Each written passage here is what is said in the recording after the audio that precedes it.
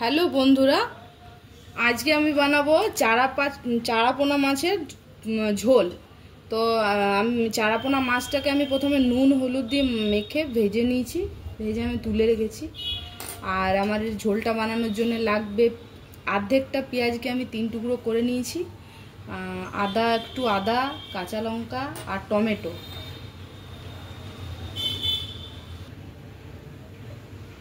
তো আমি টমেটো, পেঁয়াজ আর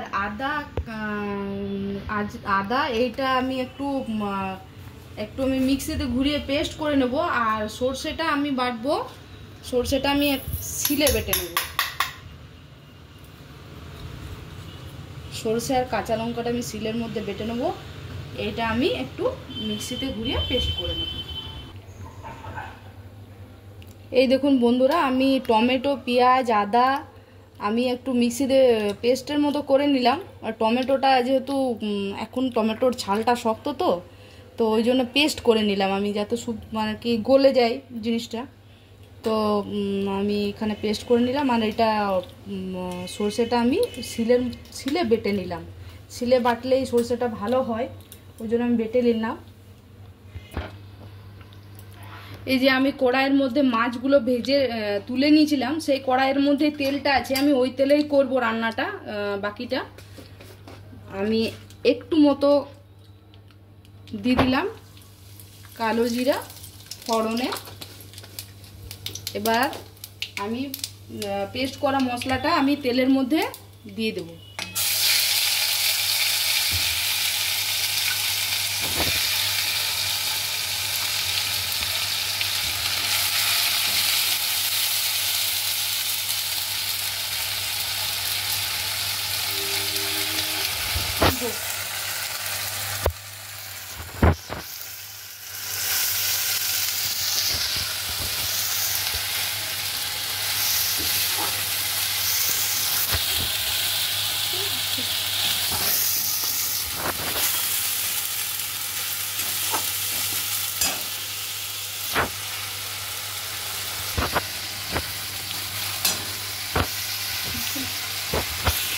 এবার আমি এই মশলার মধ্যে দিয়ে দেবো হলুদ,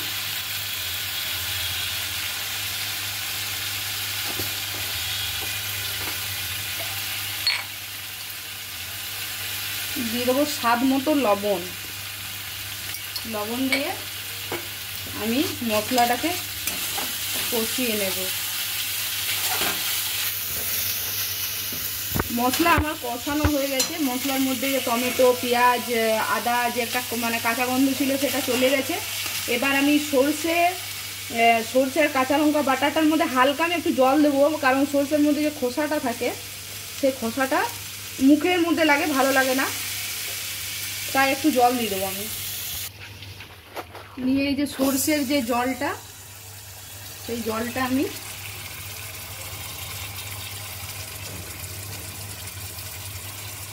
দিয়ে দিলাম। জলটা দিয়ে আমি সর্ষের জলটা দিয়ে দিলাম, যেটা বেটেছিলাম 1 চামচ মতো, টেবিল স্পুনের মানে 1 টেবিল স্পুন সর্ষে ছিল, সেটা আমি বেটেছিলাম কাঁচা লঙ্কা দিয়ে। তো সেটা দিয়ে আমি জাস্ট সর্ষেটা দিয়ে আমি আর বেশি কষবো না, হালকা জাস্ট ঘুরিয়ে এবারে নুন হলুদ আমি আগেই দিয়ে দিয়েছি, আপনারা দেখলেন। এবারে আর বেশি আমি কষবো না, কারণ মশলাটা কষেছি, সরষাটা বেশি কষার দরকার নেই। এবার আমি ভেজে রাখা মাছগুলো থেকে দিয়ে দেবো।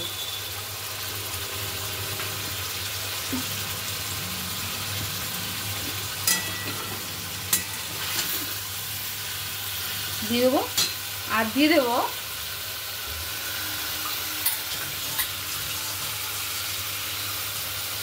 একটু জল দিয়ে দেবো।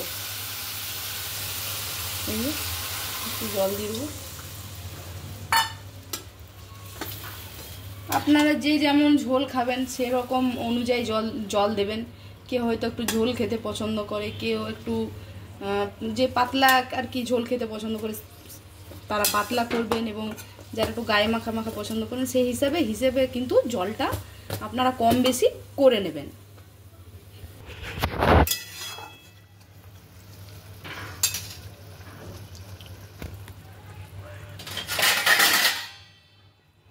দিয়ে আমি একটু ঢাকা দিয়ে দেবো। জাস্ট দু তিন মিনিট মতো ফুটবে, আর তাহলেই আমার মানে রান্নাটা রেডি হয়ে যাবে।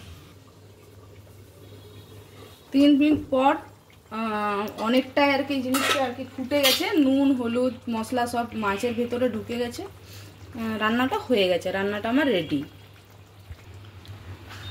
মাছের ঝোল আমার রেডি। এবারে মাছের ঝোল সার্ভ করলেই হবে। খুবই সহজ রান্না, আপনারা বাড়িতে ট্রাই করতে পারেন।